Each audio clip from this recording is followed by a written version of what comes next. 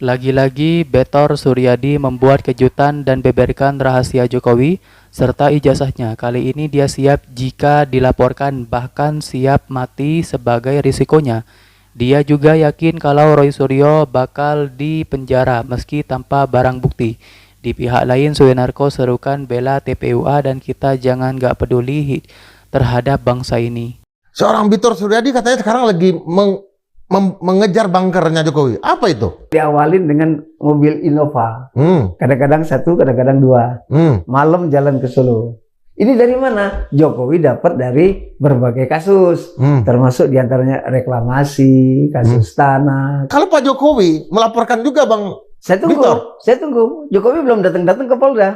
Saya tunggu. Tapi yang datang malah Pak Iman. Daripada matinya sakit atau matinya begitu, lebih baik mati tembak, mati ditembak di jalan gitu loh. Kita memperjuangkan mati di penjara gitu kan. Tapi melawan ketidakbenaran ya. Iya dong. Yang keramukan. Itu dong. Masa mati sakit? Kau tahu ini sejarahnya? Tahu Bang? Kau tahu dia ada pertemuan-pertemuan antara tim Solo dan DKI? Tahu aku Bang. Aku ikut Bang. Aku juga ada di situ Bang.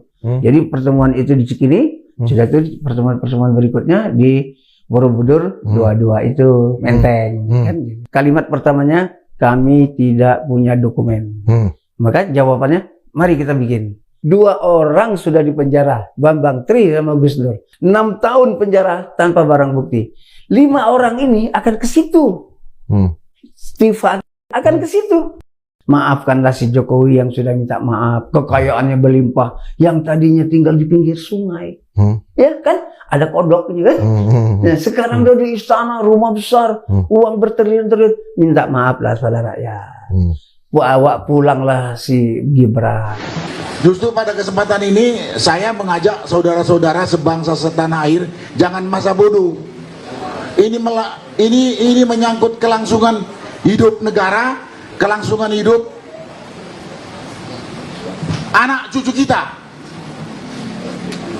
Kita sudah lihat bagaimana hancurnya 10 tahun dipimpin oleh Jokowi. Kalau nanti kelanjutannya terah dia juga yang memimpin, mau jadi apa negara kita ini? Mau jadi apa negara kita ini? Mau jadi apa anak cucu kita ini? Sekali lagi, jangan masa bodoh, jangan tidak peduli. Itulah. Satu malam setelah saya menyimpulkan itu, tiba-tiba masuk WA dari Mas Roy Suryo terhadap komunikasi dia dengan Profesor Dr. Paiman Raharjo MM MSI. Paiman ini kata Mas Roy terindikasi sebagai penekan atau sejenis teror. Dia si Paiman ini dia orangnya Jokowi, dia dekat sama Jokowi, dia terganggu dengan gerakan Mas Suryo, Tifa dan Risman. Dia minta itu distopkan dan segala macam dia berada. Lalu dia menyatakan, saya itu pemilik kios di Pramuka. Saya pemilik kios. Dan ternyata kiosnya banyak. Terus dia menyatakan bahwa dia sudah keluar dari Pramuka adalah 2002. Nah, setelah saya ketemu dia, saya kejar. Kalau Mas benar mundur dari, ya saya mundur. Terus Mas kemana? Solo. Dia kenal semua dengan tim Solo itu, dan dia kenal dekat sama Jokowi. Berarti dia setelah keluar dari Pramuka, dia balik ke Solo. Dia orang Klaten. Jadi kan dekat. Dia orang Klaten. Nah, terus saya kejar. Dia balik ke Solo berbisnis juga? Ya, jadi dia berhenti katanya. Dia berhenti dari pasar Pramuka.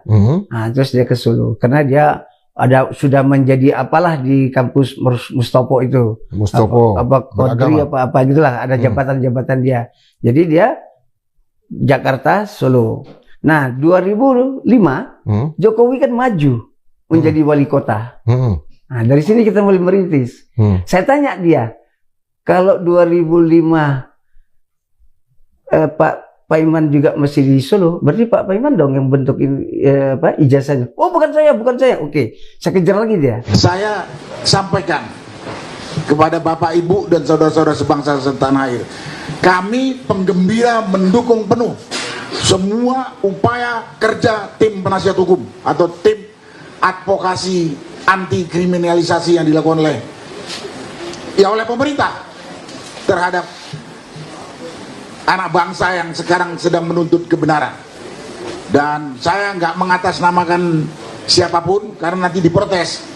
Karena kemarin yang kita membuat forum purnawirawan prajurit TNI, kemudian ada lembaga mengatakan enggak, itu kan hanya sebagian TNI yang katanya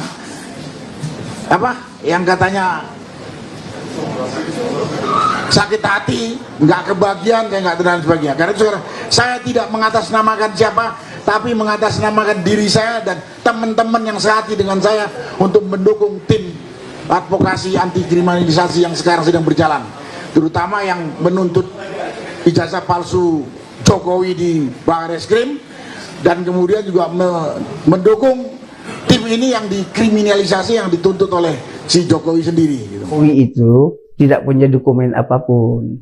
Terus ditambah lagi dengan mantan rektor Sofyan Effendi, tidak ada berkas data apapun nama Joko Widodo di Fakultas Kehutanan. Dua kekuatan itu menjadi dorongan kita untuk membuktikan.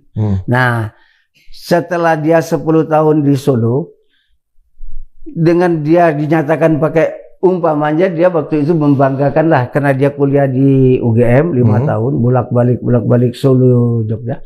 Harusnya dia bangga dong punya insinyur kehutanan. Harusnya bangga dong. Ya kan? Tapi ini nggak ada. Nah, kalaupun dia seperti di Sritek pakai dokter Andes segala macam, berarti ngapain dia kuliah di Jogja? Ngapain dia kuliah di UGM? Kok yang dipamerkan dokter Andes? Kan gitu. Udah terang benderang. Sudah terang benderang kalau Jokowi menggunakan ijazah palsu untuk menduduki jabatan dari wali kota, gubernur, sampai presiden. Dan sekarang menurunkan kepada anaknya yang juga diduga pasti palsu. Karena ijazah dia cuma sampai SMP. SMA-nya tidak ada. Berarti kalau udah pakai S1, S2, S3 atau S4 palsu semua. Kalau ada S4. Jadi RT aja SMA gitu. Jadi Betor akui pernah kagumi Jokowi, kini dipecat usai ungkap dugaan ijazah palsu.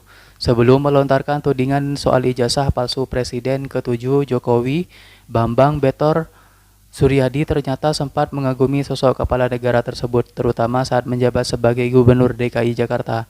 Hal itu diungkapkan Betor saat menjadi narasumber dalam program YouTube Remol TV pada hari Jumat. Dalam kesempatan itu, Betor mengenang masa ketika dirinya bekerja di staf kantor kepresidenan.